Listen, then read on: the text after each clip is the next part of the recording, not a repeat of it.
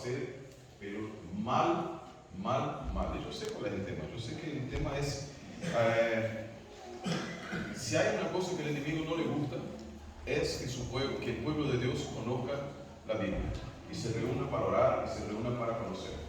Mi pueblo perece por falta de conocimiento. O sea, si nosotros tenemos conocimiento, ¿qué pasa? No vamos a perecer, porque conocemos a aquel que es mayor que el enemigo, que es más poderoso que el enemigo y que tiene el poder para hacer mucho más de lo que pensamos y que Él está mirando hacia nosotros. Así que antes de venir acá, yo llamé a mi mamá allá a Brasil y pedí que orara. Mi suegro oró conmigo y ahora el pastor oró también, oraron los hermanos. Yo le dije a Dios, Señor, después que pase el culto, puedes orar como quiera la cabeza, pero yo no voy a cambiar una única manera de hablar para darle lugar a la felicidad del enemigo. Un pastor muy conocido, Henry Farrell, un pastor fantástico que fue uno de los cantantes de La Voz de la Profecía en Brasil y en Canadá. Una vez él estuvo diciendo así, él dijo algo, estamos siempre en una pelea de quién va a estar triste y quién va a estar feliz. Si yo estoy triste, el diablo está feliz, pero si yo estoy feliz, el diablo está triste. Así que yo voy a estar feliz, aún con el dolor de cabeza, voy a estar muy feliz porque vamos a hablar de la palabra del Señor. Amén. Esta noche. Quien se quede triste, que él se mate si quiere. No me importa lo que haga el diablo con la infelicidad de él. Lo que importa es lo que va a hacer Dios con mi felicidad en este momento. La cabeza pasa, en algún momento, eso es bueno porque demuestra que yo tengo cabeza todavía. Sí. Algo ahí anda. Y ustedes pueden saber que comenzar a hablar de la palabra de Dios ya me hace mejorar. Así que manténganse en oración. Y hoy, como decía el pastor Rafael, para mí, nosotros vamos a salir. Anoche estábamos afuera del santuario hablando del tema del tabernáculo, hablando de cosas técnicas, o sea, Dios dio instrucciones, las instrucciones que tiene que tener 4 varas, tiene que tener 4 argollas, tiene que tener 1,8 kg de agua y cosas así. Pero hoy nosotros vamos a hablar de cosas también adentro, vamos a salir de afuera del santuario, vamos a entrar al santuario. Estudiamos un poco cómo eran los rituales, importantes rituales que se hacían en el santuario, cuáles los significados para el pueblo de Israel en su momento, por supuesto, y qué podemos aprender de estos rituales también. ¿Ustedes creen que a Dios le gusta ritual? ¿Que Dios es un Dios que le gusta la repetición? Nosotros no nos gusta mucho, ¿no? Vamos a hacer otra vez, rutinero, eso, otra vez, una vez más, una vez, etc. ¿Para qué? Mira, todos los sábados venimos, a las 9 llegamos a la iglesia, venimos, y es como si nos hiciera mal repetir. El ser humano le gusta la novedad. Somos así, no nos gusta algo siempre lo mismo. Pero es impresionante que Dios dice, harán exactamente como yo le digo. Abra la Biblia en el libro de Levítico, que va a ser hoy nuestro guía en este día, en esta noche. Vamos a hablar hoy del ritual del primer compartimento, del patio y del primer compartimento. Y hay algunas lecciones importantísimas en el ritual. Oramos una vez más. Padre amado que estás en los cielos, gracias porque podemos abrir su palabra y tener seguro que tenemos acá la presencia del Santo y Buen Espíritu. Nos inspira, nos direcciona, nos guía en la comprensión de tu voluntad. En el nombre de nuestro Señor Jesús. Amén. Había muchos rituales. Pero una cosa que la gente en general, como yo le dije en la primera noche, ¿cuál era el objetivo principal del santuario? Habitación. Era el Mishkan. No era hacer sacrificio. Y muchas veces nosotros pensamos, ¿por qué? Porque como pecadores que somos, como buscamos el perdón de Dios en todo momento, tenemos la tendencia, pensamos que el santuario está solamente para proveer perdón de los pecados. ¿Por qué? Porque a nosotros nos gusta eso. ¿Por qué? Porque nosotros tenemos una mala costumbre de pensar que tenemos el síndrome del sol. ¿Conoce el síndrome del sol? Creemos que el universo gira a mi alrededor de mí. Pensamos que somos los más importantes, que todo lo que hacemos, Dios está allá arriba diciendo, va a cortar el pelo hoy. No, anda a cortar el pelo. No. Y a veces nosotros oramos, mi mamá a veces me dice, mi mamá siempre es terrible, dice, bueno, yo le dije, venía a vivir en Argentina. Me gustaría que ella viniera a vivir acá. Acá estuvo pasando unos días, venir a Argentina, vivir acá. Ella, bueno, si es la voluntad de Dios, yo voy. Está bien. Pero ¿cuál es tu voluntad? El pastor Morris en el libro Cómo conocer la voluntad de Dios decía, haz tus elecciones y decirle a Dios, Señor, es de tu voluntad. Pero hace vos la elección. Hay un proverbio ruso, hay un dicho ruso que dice, orá a Dios, pero seguí nadando hacia la playa. Dios no te va a hacer, Dios no te va a... Bueno, hay gente que ora y dice, bueno, Dios va a hacer todo. Dios va a hacer todo. Está parado en el medio del océano y te comienza a nadar y no nada. Y dice, bueno, Señor, sálvame, sálvame, sálvame. Y Dios dice, bueno, nada un poquito. Nada un poquito. Mira, Dios no te va a acercar a la isla, pero va a hacer con que tengas fuerza para llegar a la isla. Pero tenés que, ¿cuál es lo que tenemos que hacer? Hacer fidelidad, confiar completamente en Dios y caminar en el santuario. En el camino del santuario era exactamente eso. El pueblo de Israel hacía muchas ofrendas, pero contrario a lo que nosotros pensamos muchas veces, en general no era todo el día y todo momento, porque si era para sacrificar cada vez que cometían un pecado, imagínense cuántos sacrificios se harían. Eran 2 millones de personas aproximadamente que salieron de Egipto y tenían, según los cálculos, 6 millones de cabezas de reses. ¿Cuántos días duraría si todos los días ellos sacrificaran? 3 días. Así que no era todo sin el sacrificio, todo el tiempo. ¿Por qué? Y eso es más importante. Ya nos da, y me hagan acordar de eso, que hoy soy medio enojado, que es cuánto de nosotros Dios quiere. Yo ya le dije, ¿cuánto de nosotros Dios quiere? Todo de nosotros. Pero Dios quiere algo también muy importante. Es que nos entreguemos completamente de manera que podamos cumplir su voluntad. Y hay ciertas cosas que nosotros decimos y que estamos viviendo en el mundo que no están de acuerdo con la voluntad de Dios. Vamos a ver hoy eso en el ritual del primer tabernáculo, del primer templo, primer compartimiento del lugar santo. En el libro de Levítico, capítulo 1, dice, llamó el Eterno a Moisés. Hoy yo tengo una Biblia en castellano, así que estoy contento. Y habló con él desde no sé cuál es la traducción, desde el tabernáculo de la reunión, diciendo, habla a los hijos de Israel y diles, cuando alguno de entre vosotros ofrece ofrenda al Eterno, de ganado vacuno u ovejuno haréis vuestra ofrenda. Acá estamos hablando de lo más común de las ofrendas que se hacían. Era el holocausto. Holocausto es la palabra olat en hebreo, olat, y quiere decir lo que sube, y eso es importantísimo para comprender el significado del sacrificio. 2 cosas son importantes. Cuando en el capítulo 2 dice, cuando alguna persona ofreciere oblación al Eterno, su ofrenda será de flor de harina, sobre la cual echará aceite y pondrás sobre ella incienso. Y así nosotros vamos comprendiendo que existen diferentes tipos de holocausto, diferentes tipos de ofrendas. La primera palabra que se describe es lo que sube, pero la segunda es lo que aproxima, Corbán, lo que acerca, Corbán.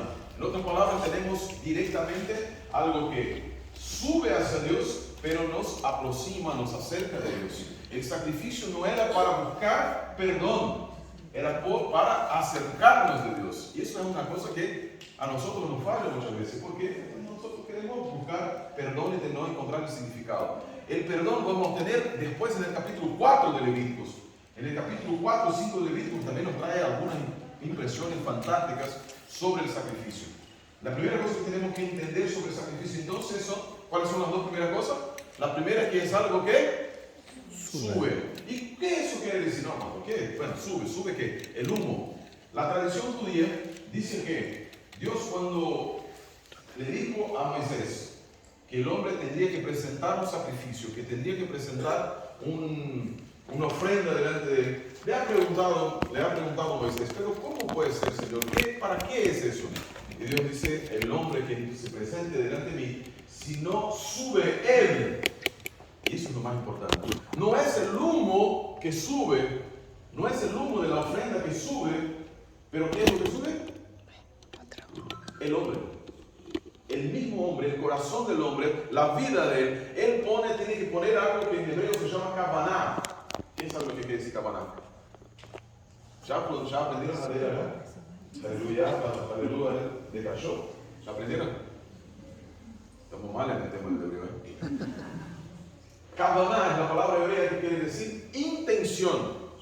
Intención es pensar, concentrarse, es tener bien, no hacer las cosas porque está escrito. Simplemente porque está escrito, porque era un orden. Sino pensar efectivamente lo que están haciendo. En la tradición judía, cada oración, todas las oraciones, son hechas en hebreo o en arameo.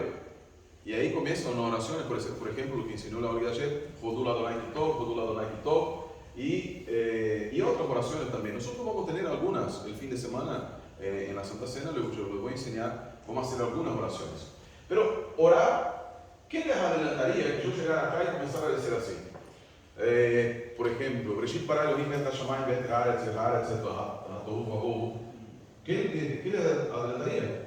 Dice el apóstol Pablo, allá en 1 Corintios 13, que si yo hablara un montón de lenguas, no redituaría nada. ¿Por qué? Porque necesito comprender. La intención principal del mensaje de la Biblia, del camino del santuario, es binah. Binah es la palabra para comprender, entender. ¿Entender qué? Entender la voluntad de Dios. ¿Y de qué manera yo puedo hacer eso? Es común en el cristianismo de hoy que vengamos a la iglesia y estamos más preocupados en hablar con quien está a mi lado, estamos más preocupados en hablar, y hay una costumbre en Brasil, yo le voy a hablar mal de mi país ahora. Los sábados de la mañana la gente se reúne en Brasil para planificar lo que va a ser sábado a la noche, no para adorar a Dios, muchas veces. Los jóvenes están preocupados con la pizza del sábado a la noche, o si van al cine, o si van a la casa del hermano o del otro, o qué van a hacer. Y no están prestando atención. Yo le preguntaba una vez, che, ¿qué pasó hoy en el sermón? No sé. Ni idea. Cuando yo era pastor de la comunidad judía de Campinas, y eso es impresionante, los niños a veces están corriendo para allá, para acá, y si vos después le preguntás, ellos muchas veces, porque ellos tienen la capacidad de hacer 55 cosas al mismo tiempo. Y yo tenía una amiga allá, una javerá, que tenía un nenito así, pero el nenito tenía, él era cargado en el 330, era trifásico el tipo. Era impresionante. Él entraba a la iglesia y comenzaba. Y ella se volvía loca, pobre, y me decía, pastor, disculpame, bueno, vamos a hacer una cosa. El próximo sábado, vos lo déjalo, a mí no me molesta. Déjalo no tranquilo, déjalo bien. Pero vos estés en Kavaná, concentración. Vos estás concentrada en el nene, no concentrada en la palabra de Dios. Así que déjalo a él. Pero el sábado siguiente el chico entró, ese sábado, wow, y ella fue a levantar. De allá adelante yo le dije, déjalo tranquilo. Y él fue, ahí me miró, dijo, ahora es mi oportunidad. Y vino y se sentó acá a mi lado. Yo estaba predicando así, él se sentó acá en el púlpito que se llama Amud. Es grande, alto, fuerte. Yo dije, lo único es que no toque la Torah. Porque si se cae la Torah, todos los que están adentro de la iglesia tienen que ayunar por 30 días. Yo dije, mira, vos no me hagas ayunar, Durante el día. Ahí me dice, yo sé que mucha gente dice, no, vos no puedo, nunca voy a comer judía. Durante el día, a la noche vos podés comer, ¿no? Pero una vez casi se cae. Pero ¿sabes qué? La comunidad entera se tiró para la Yo pensé, qué respeto, entonces no tenía hambre, estaba pensando en el hambre. Y bueno, el nenito se sentó y quedó ahí. Y después de rato, volvió, se fue. Después terminé el sermón, vino la señora, la madre, y dice, pastor, disculpame, Roche, disculpa. Y yo dije, no, a ver, vení acá. ¿Vos te acordás lo que dije en el sermón? Y le dijo, a ver. Hablaste de... Bueno, yo dije, ahora vamos a preguntarle a él, ¿qué dijo el pastor en el sermón? Ay, me habló de eso. Porque cuando nosotros ponemos nuestra intención en la iglesia, venimos para alabar a Dios, ¿qué tenemos que hacer acá? Olvidarse lo que está afuera, olvidarse todo lo que está. Y esa es la intención de los rituales del santuario. En una repetición del ritual se encuentra no la rutina, sino la concentración. Describir la concentración y la intencionalidad. La intencionalidad, Kavaná. Así que cuando nosotros estemos acá en la iglesia, ¿qué tenemos que hacer? Tener en el corazón la intención y en las actitudes la intención. Y eso es más importante. Eso es más importante. Cuando alguien venía acá adelante y venía, y ellos no venían todo el día, no era toda la gente que venía todo el tiempo a sacrificar. Había familias que hacían turnos de familia. Y ese turno de familia era la familia que tenía bajo su obligación presentar el sacrificio que iba a ser por el pueblo.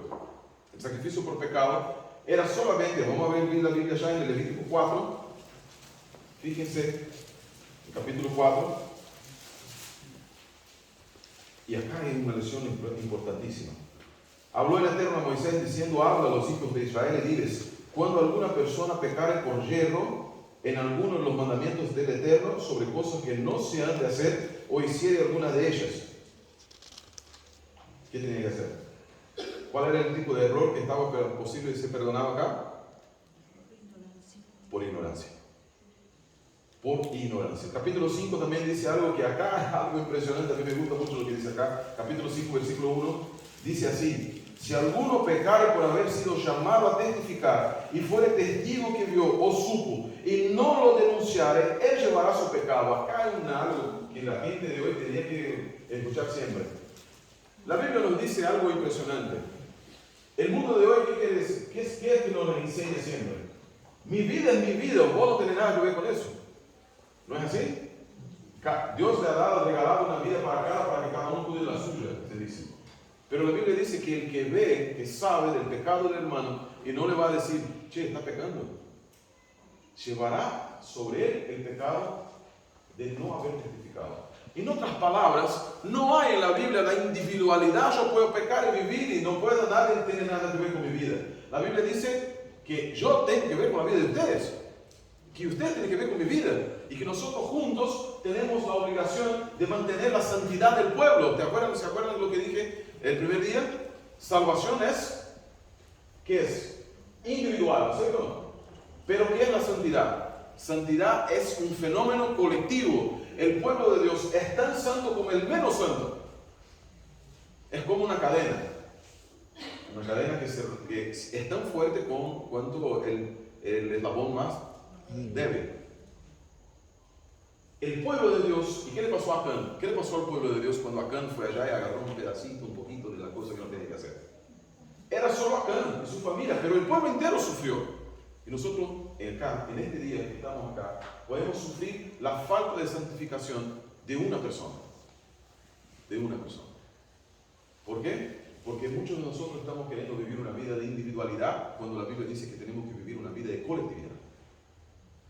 Y eso es transformador. Eso es transformador. Y como el pueblo, pero cuando todo eso fallaba, ¿qué aparecía? ¿Se acuerdan que yo le dije los 5 S de la salvación? Santuario, sacrificio, sacerdote, sangre y sustituto para la salvación. ¿Qué era lo que pasaba? Llegaba una persona que había pecado. Él tenía que buscar en el santuario, ofrecer un sacrificio. Buscaba el sacrificio en el capítulo 4, capítulo 5, 6, 7, hasta el 8. Dios le dijo, bueno, va a llegar, te va a acercar, ese basta ya, ¿no? ¿Sí? Sí. Bueno, te va a acercar a la entrada del santuario, te va a acercar a la entrada. Entonces, como es, ponele que yo estoy acá y me acerco a la primera cortina del patio, a la primera cortina que no está acá, pero la entrada del patio que estaba abierta, y lo primero que veo es el altar del sacrificio.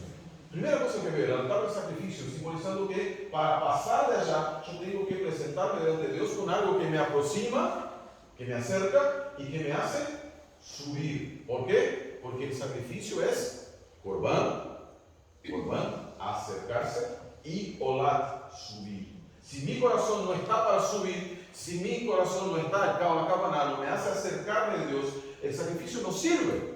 ¿Por qué? Porque misericordia quiero y no sacrificio. Yo prefiero mucho más. Dios dice, en Isaías 1, Dios dice, el sacrificio de ustedes ya me molesta. ¿Por qué? Porque no había cafaná. Ellos hacían las cosas por obligación muchas veces, o por puro ritualismo, y Dios le gusta el ritualismo. ritual, pero no un ritual que no esté centrado en Él, sino por hacer. Hay gente en muchas congregaciones que dicen, bueno, por ejemplo, había iglesias antes, ¿no? Y yo siempre digo, mi suegro siempre me dice, a mí no me gusta la corbata. A mí me gusta un poco la corbata, pero no estoy diciendo. Una vez yo fui a predicar en una iglesia en Brasil, cuando yo estaba terminando el colegio, la facultad de teología, y yo estaba haciendo la pasantía, y yo fui a predicar, y un calor, ¿viste el calor brasileño? Un calor, 877 grados a la sombra.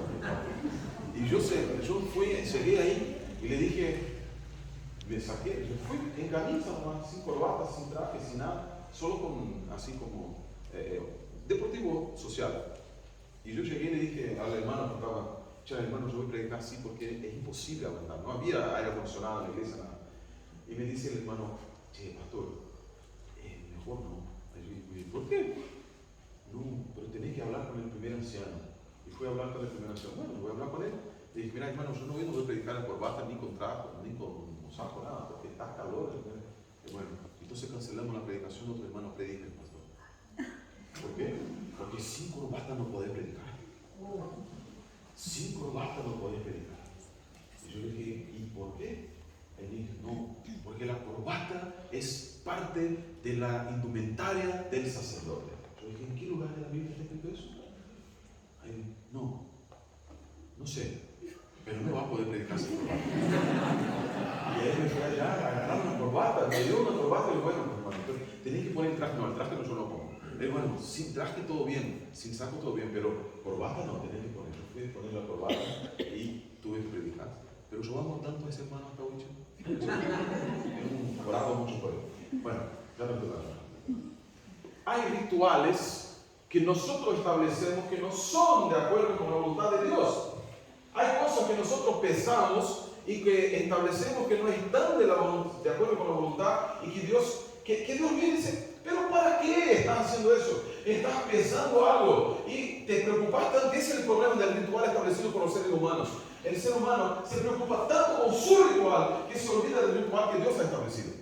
Nosotros cuando vamos al sábado a la iglesia estamos tan preocupados muchas veces que se haga en la música esté en el momento, que el diezmo, que el otro, que nos olvidamos que tenemos que venir acá para que el sábado alabar al Señor. Si no hay ningún otro ritual establecido por la iglesia, y no te estoy diciendo que está mal, por supuesto que está bien el ritual establecido por la iglesia, pero si no hubiera nada, estuviéramos entrando acá y abriéramos la palabra de Dios, la hermana del White dice que estaríamos bien.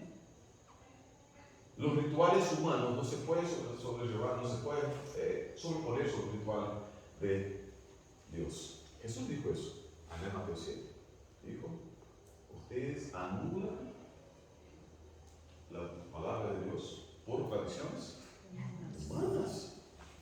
Tradiciones humanas. El tema del santuario, el tema del templo, el problema del templo, del tabernáculo para el pueblo de Israel, es que ellos comenzaron a centralizar su fe en el santuario y no en el Dios del santuario. Y ese fue el gran problema en ese momento. Porque era lindo tener todo un ritual, pero sin Dios era vacío. Y mañana cuando hablemos del lugar santísimo van a entender en la época de Jesús lo que pasó con ese lugar santísimo. Bueno, volvemos acá entonces, me acompaña a ver, la persona venía con la intención de presentar un sacrificio delante de Dios. Porque había pecado, porque tenía sacrificio de culpa, o otras cosas que están escritas acá en el capítulo 5, 6 y 7. Presentábase delante del sacerdote, entraba y tenía que entrar ahí, le entregaba la ofrenda, entraba al altar, al patio, le entregaba la ofrenda, pero lo tenía que acompañar. Lo tenía que acompañar al sacerdote.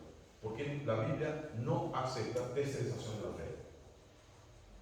Él era responsable por hacer todo el ritual, excepto cuando era del sacerdote, del príncipe. ¿Y qué hacía él? Tenía que venir, confesaba, ponía la mano sobre la cabeza de la ofrenda, confesaba sus culpas.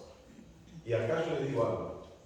¿Se acuerdan que yo le dije? Creo que yo le dije una vez. Nosotros pecamos por menor, pero pedimos perdón a por mayor. Pecamos, después le decimos, Señor, perdona todos nuestros pecados. Y estamos tratando, con eso estamos tratando de ocultar los pequeños pecaditos de la vida. Y Dios decía, no, anda a confesar pecado por pecado. Y él ponía la mano, y yo me imagino que yo estuviera ahí hace 3 días confesando pecado. Ponía la mano así, todo, confesaba. Transfería entonces el pecado para el animal. Él tenía que matar. Muchas veces nosotros pensamos que el sacerdote lo degollaba a la ofrenda. No era él, no era el sacerdote. Era el mismo ofrendante, era el mismo persona que tenía que ofrendaba. Cuando era sacrificio por pecado, ojo, cuando era sacrificio por culpa, Hashem Hatat, que era sacrificio por pecado y culpa, él tenía que cortar porque en sus manos él tenía que sentir la vida que era la suya yendo. Pero entender que la muerte del pequeño animal era en sustitución para la suya. Y él tenía que sentir la vida yendo del animal.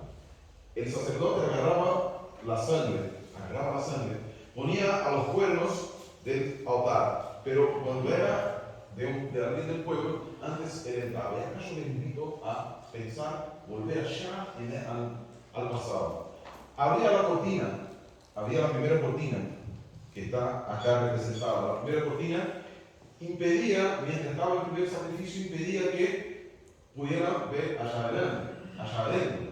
Venía el sacerdote con la sangre que tenía que llevar, según el capítulo 4 del Levítico, tenía que llevar para esparcir sobre la segunda cortina. Cortina se dice, ¿no? Segundo verbo. También cortina se dice. Es que hace una persona me dijo que sentía que yo decía cortina y entendía cocina. Así que, no sé. Entonces, velo, voy a hablar bien, velo. Y él abría, y eso es muy importante, él abría la cortina.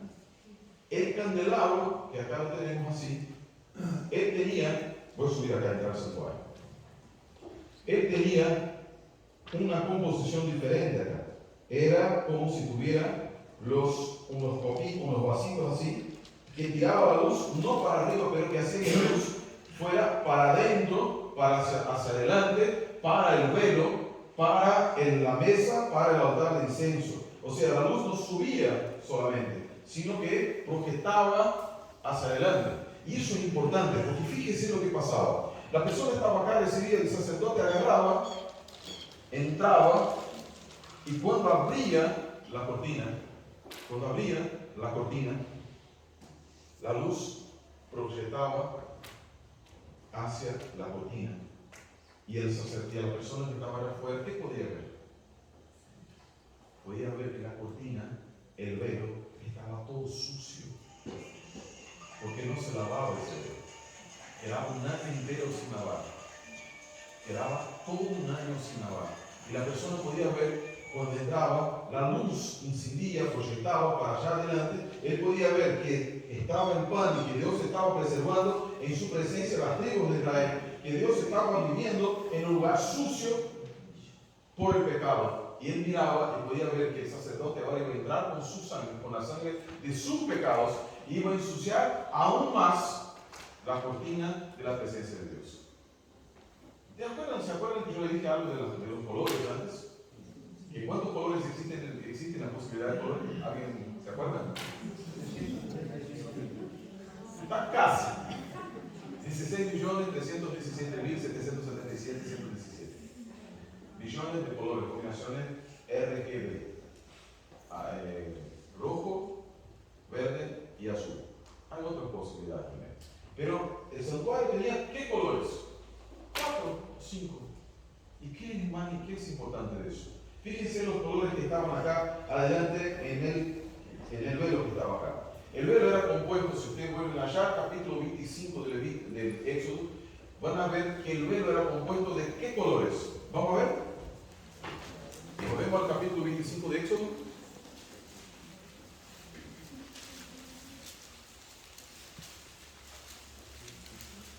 Capítulo 25 del libro de Éxodo.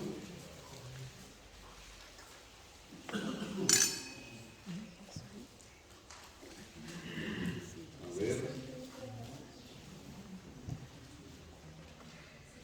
El arca, la mesa. Déjame mi Biblia, porque yo tengo ya marcado.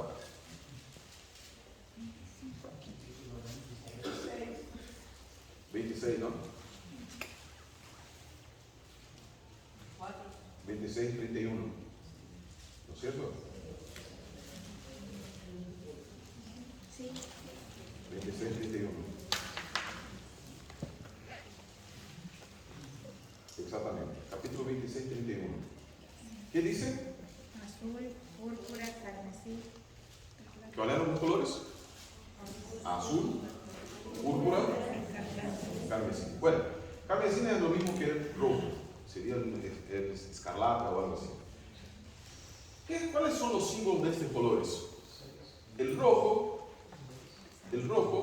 si ustedes se acuerdan de allá del libro de Isaías, dice que aunque vuestros pecados sean rojos como el carmesí, se van a ver blancos como la pura lana. El rojo es un símbolo del pecado de la humanidad pecadora. ¿Y qué es el azul? ¿Qué puede ser el azul? Capítulo 24 del libro de Éxodo.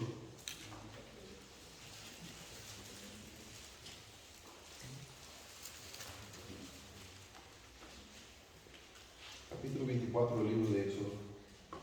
En el capítulo 24, versículo 10, nos dice así: ellos miraron al Dios de Israel. Debajo de sus pies había como algo de zafiro, tan puro como el mismo cielo. Entonces, capítulo, voy a leer acá en el anterior porque en ese otro libro acá que está mejor. Vamos a ver para que ustedes puedan estudiar. Y vieron al Dios de Israel, y había debajo de sus pies como un embaldosado, ¿qué palabra? Bueno, eso, de zafiro, semejante al cielo cuando está, o sea, azul. El azul es un símbolo de la divinidad, un símbolo de la presencia de Dios. El rojo, que es símbolo del pecado del ser humano, un símbolo del ser humano. El azul, un símbolo de Dios. ¿Y qué es el púrpura? ¿Se acuerdan del 16 millones, etcétera, etcétera? El púrpura es la mezcla de azul con rojo. Es como si en el mismo templo, en cada cortina, había ya el simbolismo de que la divinidad de Dios se iba a unir de alguna manera con la humanidad y que por esta unión, se podía buscar el perdón de los pecados. El velo era un símbolo perfecto de alguien que era mayor que el ser humano, pero que se volvería un ser humano. Y si nosotros nos vamos allá al libro de Filipenses capítulo 2, versículo 5, o al libro de Juan capítulo 1, versículo 14, nos dice que Él hizo, el verbo se hizo carne. Dios estaba en Cristo, en Jesús, reconciliando consigo el mundo. El velo del santuario, donde se tiraba la sangre, donde se buscaba el perdón, era un símbolo perfecto de la continua intercesión, de la continua encarnación, de la eterna encarnación, y también de que el Dios hecho hombre era el que mantenía, que podía mantener el pueblo de Israel como un pueblo delante de la presencia de Dios siempre. Ahora imagínense, el israelita fijaba y estaba la cortina. Se cerraba cuando pasaba el sacerdote, entraba con la sangre y se cerraba la cortina. Él veía, antes que se cerrara, que el velo estaba todo sucio. El velo estaba todo sucio. Todo sucio. Ustedes se pueden imaginar el olor de un año de miles de sacrificio. Eso me dice algo al respecto de Dios. Dios está tan dispuesto a salvar a su pueblo como para vivir en un lugar de inmundicia de nuestros pecados, de la suciedad de nuestros pecados. Él no conoce límites para salvar a su pueblo. Él puso el altar de incienso, pero no era para él, para dejar tranquilo. Era para que el pobre sacerdote no se muriera cuando estuviera entrando ahí. Muriera de asco. El sacerdote entraba, esparcía más sangre, 7 veces para arriba, 7 veces para abajo, 7 veces para un lado, para el otro.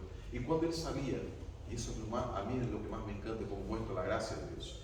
Cuando él entraba, se cerraba la cortina, el velo, por detrás, el primer velo, era como que Dios estuviera diciendo, ¿te acuerdan que dice Hebreos 9:8 que todo lo que está acá es para enseñanza? Cuando él cerraba, era como Dios diciendo, ¿se acuerdan de su pecado? Ahora déjalo a mí, yo voy a cuidar de él. Él no tiene más. Ocultaba el pecado en la presencia de la vida de la persona. Y Dios lo llevaba para Él mismo, para su santuario. Y Dios decía, yo puedo lidiar con el pecado, vos no. Así que yo voy a lidiar con él. Yo voy a vivir en el medio de la sociedad para que vos puedas un día vivir en pureza. Qué lindo Dios, ¿no? Qué hermoso el Señor. Y era eso lo que la persona en ese momento sentía. Cuando ella veía que el sacerdote entraba y la luz lo alumbraba antes de cerrar el velo. Pero cuando él salía, el ofertante, la persona, el pecador, él no se iba, tenía que esperar de terminar el ritual. Porque él entraba, ponía sangre y tenía que salir. Y ahora en el Salmo 92, Salmo 95, Salmo 94, Salmo 97 y principalmente el Salmo 92 habla de ese momento maravilloso que él también recibía el perdón. Cuando el sacerdote salía,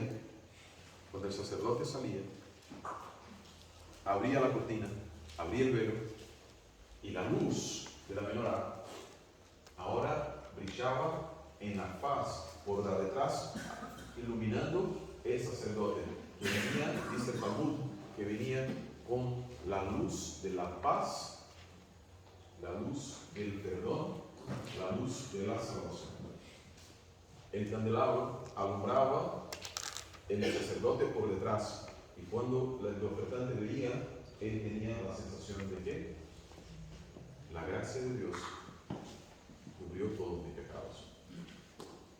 Y él salía como que Dios les dijera. El Talmud dice que era como una declaración silenciosa de Dios, diciendo, vayan en paz, porque sus pecados no tienen más poder sobre su vida. Ahora están acá, guardados para que yo los elimine en el día de Yom Kippur. El ritual se completaba entonces cuando él abría y volvía y agarraba la sangre y ponía en los cuernos y después tiraba al piso lo que quedaba. Ese era el ritual que se hacía todos los días, y no eran millones de personas haciendo eso.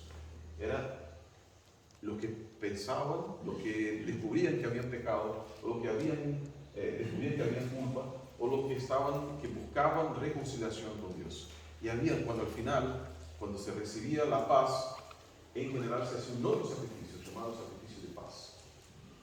El sacrificio de paz era un sacrificio de comunión, en que Dios y el ofertante y la persona que estaba ofreciendo algo a Dios comían juntos, porque Dios participaba de la comida, y está ahí en el libro de Levítico capítulo 3, que ustedes pueden ver después en casa, no hay problema, porque describe cómo era el sacrificio de paz. Era algo comido entre el sacerdote como representante de Dios y el ofertante. Fíjense qué mensaje poderoso de la gracia de Dios. Qué mensaje poderoso. En cada mueble, en el mismo ritual, se encuentra un mensaje de que los pecados, sean los que sean, los pecados que tenemos nosotros, están siendo ocultados en Cristo Jesús adentro del santuario, porque Jesucristo es aquel que en el velo del santuario está tipificado. El pan, Jesús dice en Juan 6:35 que Él es el pan de la vida. Jesús dice también en el mismo Juan 6 que Él es la luz del mundo. Jesús está diciendo acá que Él era el velo, que Él era el candelabro, que Él era el pan, que Él era todo lo que ellos necesitaban encontrar en el santuario. En otras palabras, lo que tenemos en el primer compartimento, el ritual del primer compartimento, es una demostración de que la gracia de Dios no es un fenómeno del Nuevo Testamento, sino que existía desde allá de la creación, desde el santuario. En el camino del santuario está la gracia del Señor. En el camino del santuario está la luz de la presencia de Dios. En el camino del santuario está el perdón y está la salvación. Está la salvación. Dios sea alabado por tan maravillosa enseñanza. La gente del pasado, por eso se centraba tanto en el santuario, porque ellos no sabían nada de que apuntaba para el Mesías futuro, venidero. A veces la persona me pregunta, pero ellos sabían. No, ellos no sabían, no tenían idea de que estaba apuntando para el Mesías venidero. Lo que ellos sentían era que Dios estaba aceptando a un sustituto en un animal para que ellos pudieran seguir viviendo. Y ahí estaba el camino de vida, porque ellos sabían que tendrían que morir pero el animal moría en su lugar. Ellos sabían muy bien que sus pecados eran terribles y sus pecados hacían separación entre Dios y ellos, pero en la gracia de Dios ellos podían tener salvación por la sustitución de la sangre de un sacrificio de un animal. ¿Y qué hizo el animal para morir? Nada. Absolutamente nada. Y eso es lo que le abrumaba a la gente en ese pasado. ¿Por qué? Pero en un tiempo de rituales vacíos, comenzaron a prestar atención demasiado en el sacrificio y no en el Dios que recibía el sacrificio. ¿Qué es el sacrificio? ¿Se acuerdan las dos palabras principales? Es un holocausto, algo que sube y algo que acerca. Si es meramente un ritual, no te hace subir a la presencia de Dios y no se te acerca a la presencia de Dios. Y eso fue lo que pasó con el pueblo de Israel en ese momento. Miraron, pero no comprendieron. Hacían, pero meramente por ritual. Y estaban perdidos, ensimismados en algo que no era el centro del mensaje. Salvación. Salvación y salvación. ¿De qué manera? Por la voluntad de Dios en el santuario.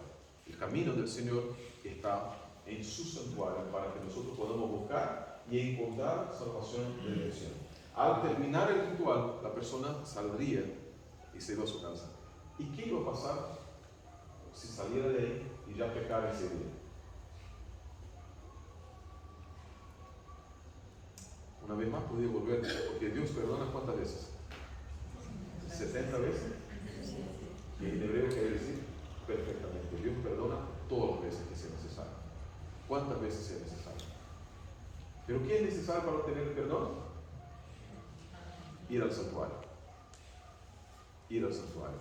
Por la fe hoy nosotros vamos al santuario. Ellos iban constantemente al santuario. Buscaban entender, buscaban el perdón, buscaban la presencia, pero les faltaba muchas veces la cabana. Pero cuando tenían, buscaban porque entendían que allí estaba la redención y la salvación. Que eso sea un mensaje poderoso para nuestra vida. Que al pensar en el santuario, nosotros no solamente pensemos que había, ya no, sacrificaban y hacían sacrificio, etc., como muchas veces pensamos.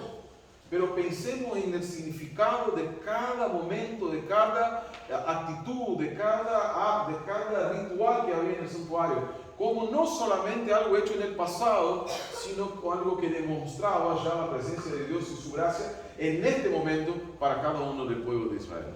Ellos no sabían que venía el Mesías, que eso apuntaba para el Mesías, pero vivieron con la expectativa del Mesías, que iba a salvarlos, que iba a redimirlos, que iba a expulsar, sacar el pecado del mundo.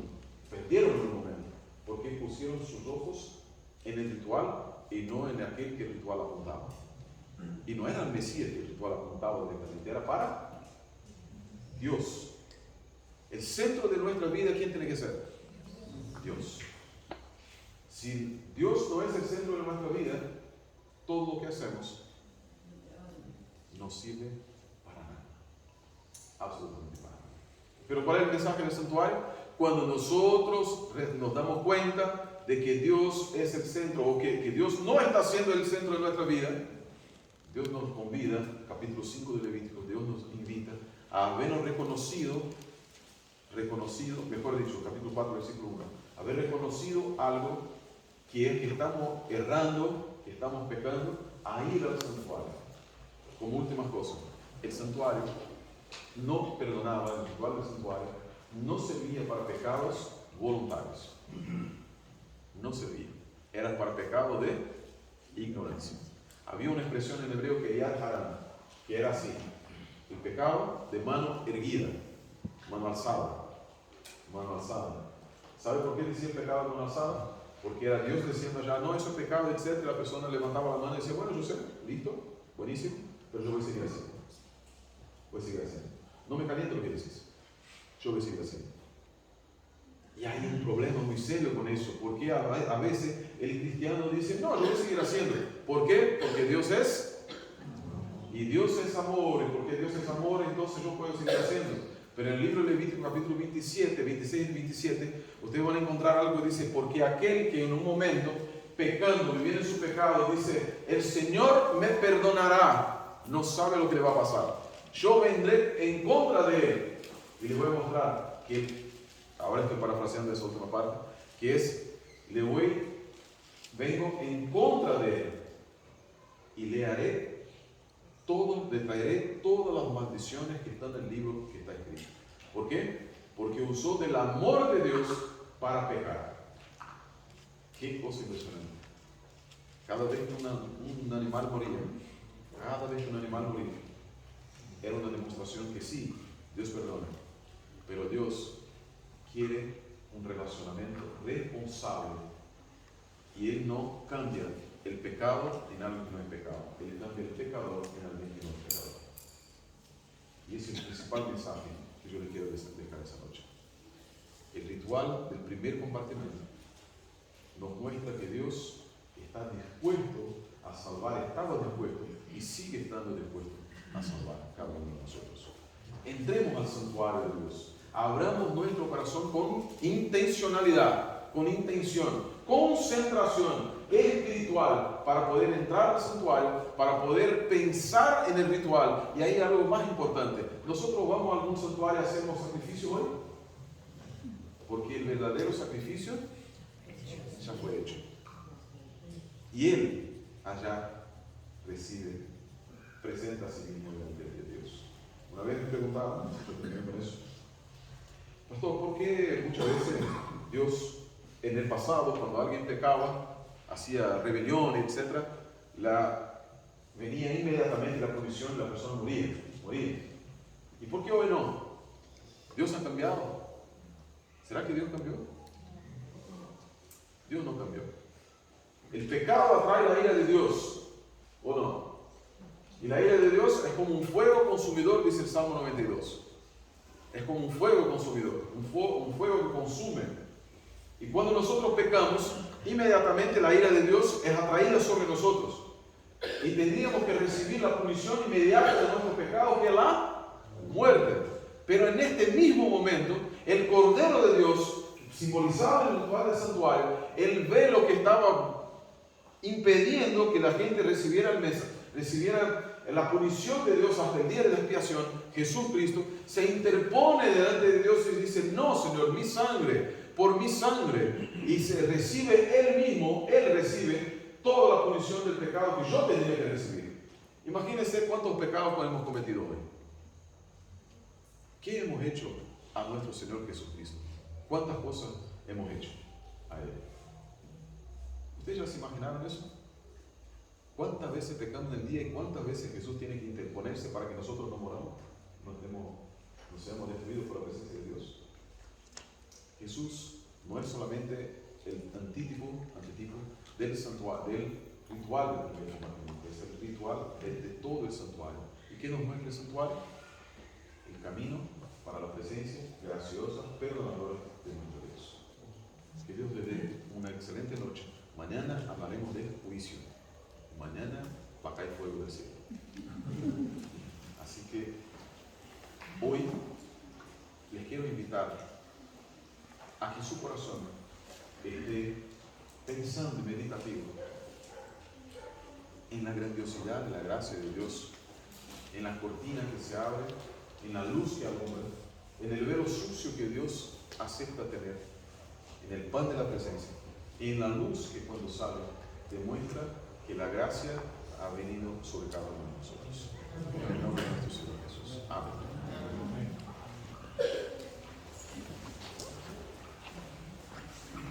Muchas gracias, Pastor Sergio, por desafiarnos con estas cosas tan interesantes del mensaje del Señor. Shalom,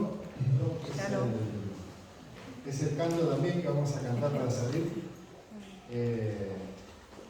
Invitamos a las chicas que nos puedan enviar. Y después de cantar juntos este himno que nos despedimos, como lo estamos haciendo cada noche, Pastor nos puede despedir de la regalia. ¿Podemos ponernos de pie? Y entonces ahí cantamos Shalom.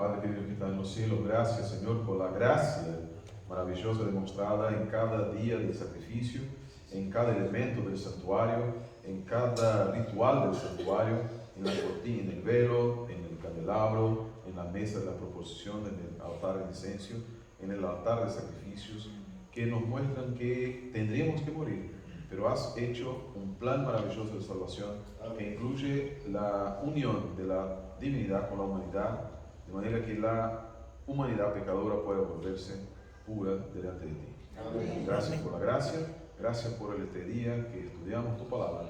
Llévanos en paz a nuestro hogar, llévanos en paz a nuestra familia de vuelta y tráenos mañana para aprender un poco más sobre Yom Kippur, sobre el día de la expiación y sobre cómo el juicio es para salvación. En el nombre de nuestro Señor Jesús. Amén. Amén. Nos reencontramos mañana, 20 horas, en el mismo lugar. Buen descanso.